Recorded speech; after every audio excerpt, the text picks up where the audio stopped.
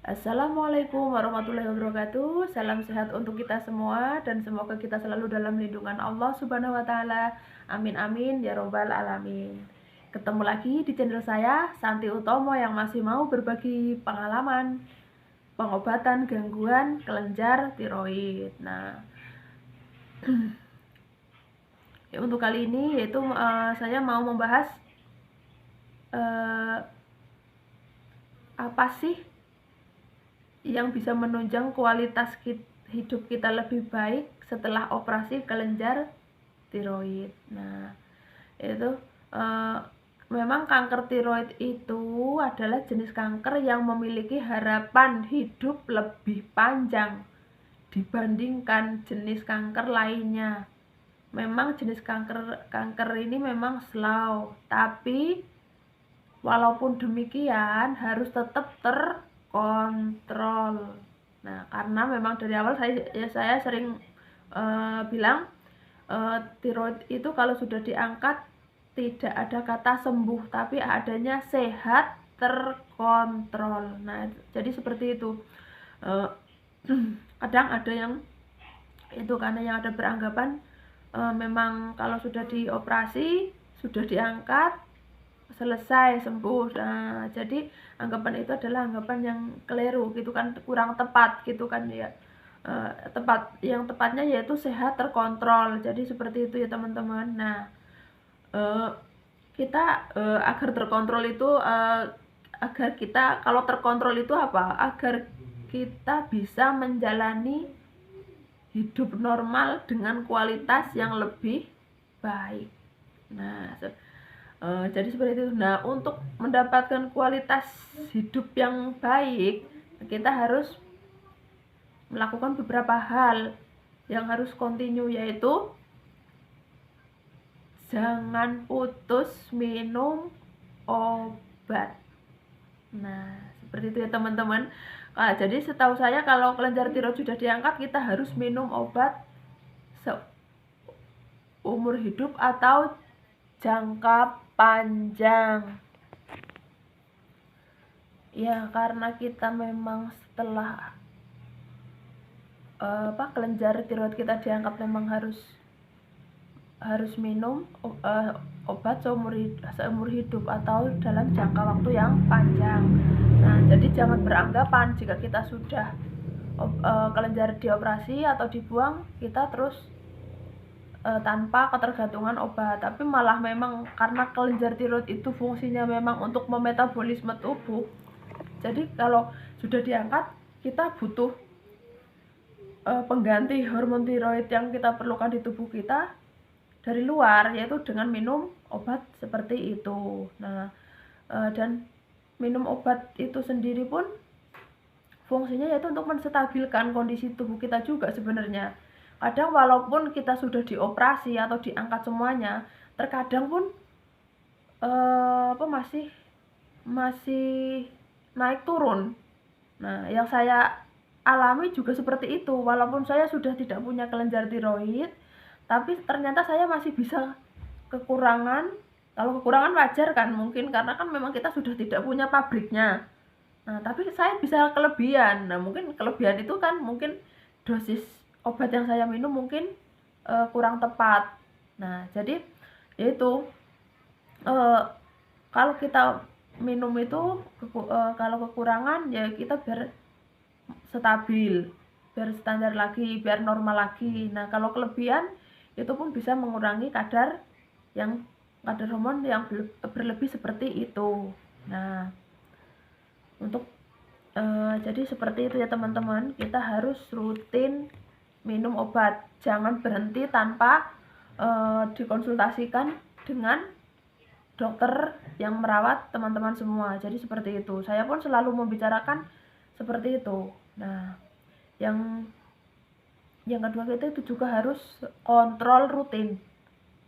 Usahakan kalau kelenjar tiroid kita sudah diangkat, kita tetap kontrol rutin, karena kontrol rutin itu sendiri untuk menentukan dosis hormon yang mau diminum kita, dan juga untuk mengetahui kadar hormon dalam darah kita selama sebulan terakhir, misalkan setelah kontrol sebulan terakhir sampai bulan kontrol ke depannya. Jadi seperti itu untuk mengetahui kadar hormon juga, terus untuk menentukan dosis obat juga. Jadi seperti itu. Nah, kadang pun saya bukan hanya kontrol, tidak hanya mengecek kadar hormon tiroid juga, tidak hanya mengecek kadar hormon tiroid dalam darah juga, tapi saya disarankan untuk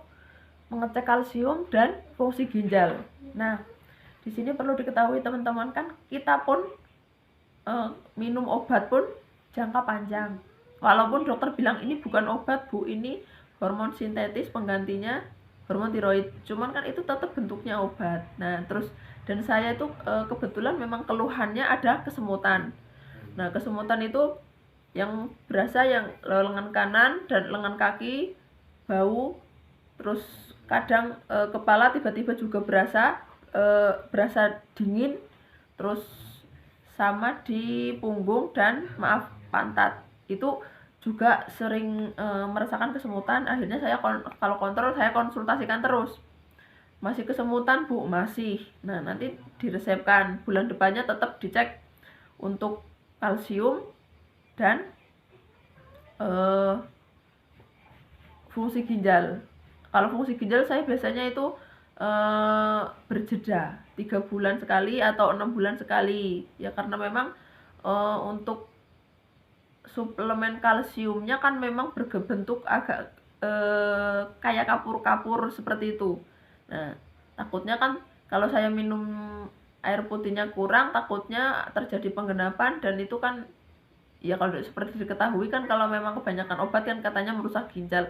Nah, jadi itu fungsinya seperti itu untuk mengecek ginjalnya masih normal apa tidak. Jadi tidak usah khawatir untuk minum obat itu, kan jangan takut minum obat, karena kan memang obatnya itu memang membantu menstabilkan hormon kita. Nah, terkadang kan memang ada ada komentar-komentar orang yang nggak tahu kita kondisi tubuh kita, terus bilang emang nggak takut minum obat terus. Kalau saya yang ditanya begitu, ya saya jawab takut. Apa nggak takut kena ginjal? Takut, gitu kan. Apa nggak takut nanti istilahnya kalau ada yang bilang kalau kebanyakan minum obat kan jadi tuli, budek. Nah, seperti itu. Nah, itu pertanyaan-pertanyaan yang kadang kita bikin down. Tapi ya kalau saya tak jawab. Saya jawab itu tadi, emang nggak takut minum obat? Takut. Tapi kalau saya tanpa obat itu saya tidak malah merasakan keluhan, dan yang merasakan saya keluhan itu kan saya sendiri, bukan yang menanyakan tadi. Nah, jadi itu aman buat saya, itu nyaman buat saya. Nah, kalau nggak takut kena ginjal? Takut. Tapi solusi saya yaitu saya kontrol setiap bulan sekali, fungsinya saya dicek seluruh tubuh saya, alhamdulillah kan jadi semakin nyaman. Nah, dan jadi seperti itu jangan, intinya kalau ada orang yang ini, kasih tahu aja pengertian. Kalau memang dia misalkan masih ngeyel atau masih yang terkadang kan kok mau sih ke rumah sakit terus gitu kan. Kalau saya sih nggak mau, kan maunya seperti itu. Cuman ya gimana lagi, mungkin kan sudah jalan saya seperti ini, suruh bolak-balik rumah sakit gitu kan. Tapi kalau saya memang saya ambil hikmahnya aja. Kalau memang saya nanti keluar, istilahnya kan naik kendaraan, berarti kan saya mengeluarkan biaya, ya udah berarti termasuk saya mengeluarkan biaya, berarti menjadi penghasilan si supir travelnya lah, terus apanya lah gitu kan, misalkan kan jadi sumber penghasilan si supir-supir yang itu, yang membawa transportasi itu. Nah, jadi pikirannya tuh yang ini aja gitu kan, kita kan toh kita sama-sama membutuhkan. Nah, jadi sama-sama memerlukan, saya pun butuh transportasi ke sana, dan si sopir pun membutuhkan pemasukan. Nah, saya ke dokter pun dokternya mengasih solusi buat saya. Nah, kan berarti kan sama-sama, dan dokternya pasti dokter membantu menyembuhkan pasien, kan pasti itu suatu suatu rasa ya kebanggaan, ya bersyukur, ya senang. Itu mesti seperti itu. Ya sama, kita yang kontrol dan kita yang melakukan itu ya lakukan dengan senang, agar kita tetap bisa menjalankan kehidupan dengan kualitas yang baik gitu kan, agar kita seperti orang normal pada umumnya, orang sehat pada umumnya. Kan kadang kita seperti itu, kadang kalau sakit kan minder ketemu orang gitu kan, terus tidak percaya diri lah intinya. Kalau saya tidak, kalau saya nggak tahu, kalau kadang suami yang bilangin kamu mah nggak punya malu, dibilangnya seperti itu. Bukannya seperti itu, saya nggak punya malu, tapi saya membuktikan diri bahwa saya walaupun sakit, saya bisa seperti mereka. Nah, jadi itu semangat buat diri saya sendiri gitu kan. Kalau saya terlalu memikirkan mau ke sana malu, mau ke sini malu, mau ke sini nggak percaya diri, ya terus mau gimana? Kan kualitas hidup baik itu tidak seperti itu. Kualitas hidup baik ya bisa berbaur, bisa hidup bersosial, pintar-pintarnya kita membawa diri, kan seperti itu.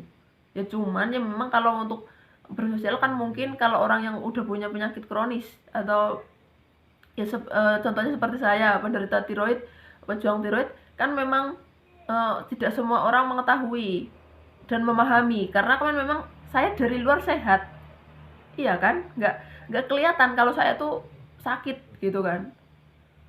Tapi yang merasakan keluhan-keluhan itu kan saya, tapi kan saya tetap harus membawa diri di masyarakat, di sosial, bahwa saya bisa, saya mampu, saya bisa melakukan kegiatan seperti orang sehat, tapi ya diukur dengan kemampuan badan saya sendiri, karena saya yang mengetahui sejauh mana saya bisa mengikuti kegiatan seperti orang normal pada umumnya. Nah, jadi gitu ya teman-teman, apa yang perlu kita lakukan untuk kita hidup normal seperti orang sehat pada umumnya setelah kita diangkat kelenjar tiroidnya, yaitu jangan putus minum obat, dan kedua harus terkontrol, dan jangan ada perasaan takut minum obat, karena minum obat itu ya memang untuk menstabilkan hormon tiroid kita yang sudah diambil. Jadi gitu, seperti itu ya teman-teman. Untuk hari ini saya cukupkan sampai di sini dulu. Intinya yaitu sehat itu mahal dan sakit jauh lebih mahal. Akhirnya, wassalamualaikum warahmatullahi wabarakatuh.